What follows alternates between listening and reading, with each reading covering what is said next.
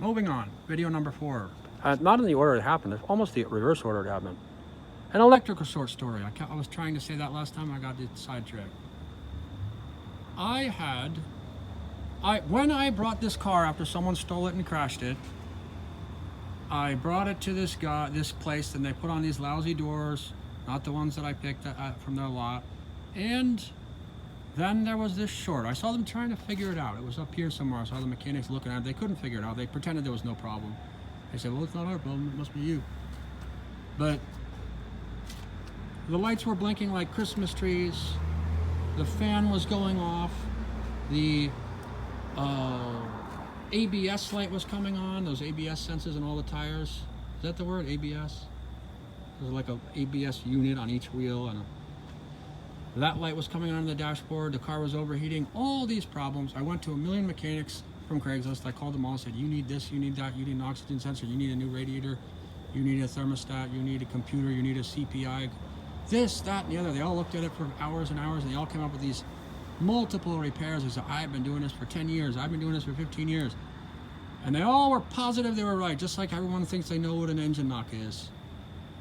And I realized, just like for one example of infinity, there's, I don't know, last I knew there were several, 5 or 6, 7 different schools of psychiatry. They're all different, and they're all different, which makes you wonder, if one of them's right, it means the other ones are not right. And if 6 out of 7 of them aren't right, the 7th one is probably also not right either.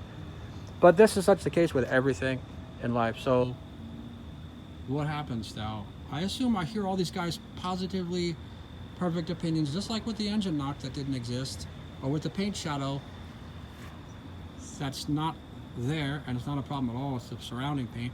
Just like that, all the people who had this thing about this is what you need for this big electrical conglomeration of electrical shorts, I realized that their opinions were all different. They didn't know their ass from a hole in the ground, just like everyone, all of us, including me, in life. We don't know squat. So I kept tinkering around to see when it happened. There was no consistent time that it happened. This short thing, it would go on and off, this whole thing, this whole phenomenon. When it went on, I had to stop the car so it wouldn't overheat. Lights were blinking like a Christmas tree, all kinds of different problems. And finally I started, in the middle of driving it until it came on, after every 10-15 minutes, I noticed it came on a bump. A certain kind of bump would make it come on or go off. And I said, this is something mechanical. It's not exactly probably a computer or whatever. And I kept doing that, and I said, well, which bump was it, which wheel, which tire? Finally I said, no, it's something in the front left tire area. And I looked up there and I started tracing the wires around, and I say, where are they? And I would grab the wire at one place and wiggle it on this side, nothing would happen. Wiggle on that side, something would happen. And finally I figured out it's somewhere in this quarter, and I traced one of the wires down to, there's a central control module underneath the air filter on this car, which connects the fan to the radiator, connects the ABS sensors, connects everything, connects to the circle of headlights. This, that goes to the main junction electrical box over there and comes back. A lot of it was connected to this one little clump of wires down there. From there, I started wiggling the wires and see which way they went. And one wire went like this and went underneath the car, down here. So I'm getting under the car and I'm wiggling each wire when it happens. Because when you wiggle it, you can make the headlights turn back on. Instead of being one headlight on, there's two, or instead of blinking headlights, there's something else. And I start wiggling the wire, and finally I see, somehow those mechanics at this place with the lousy doors and the rusty door they sold me, not the one I picked, didn't see this one wire that was going in a clump of wires underneath here. I won't bother to film it.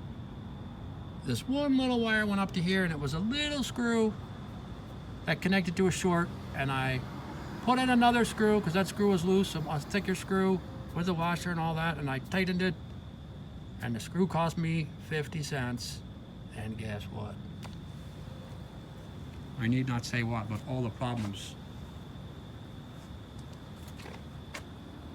were an illusion. I mean, the symptoms were real, but all the things that people thought were the cause were an illusion. And the problem was fixed for 50 cents. Very good. I'll wait till this is 5 minutes because I like the number 5. Blah, blah, blah.